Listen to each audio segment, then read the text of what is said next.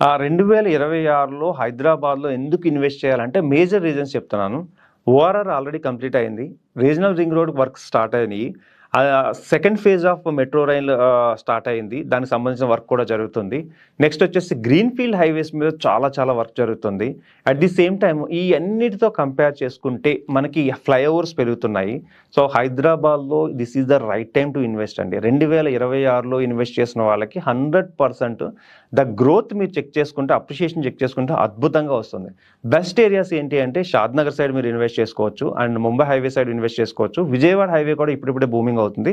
Sagar highway and Meerkhanpet ఈ ఏరియాస్లో కూడా మీరు ఏదన్నా ఇన్వెస్ట్మెంట్ చేద్దామనుకుంటే 100% ద బెస్ట్ ఏరియాస్ అనుకోవచ్చు.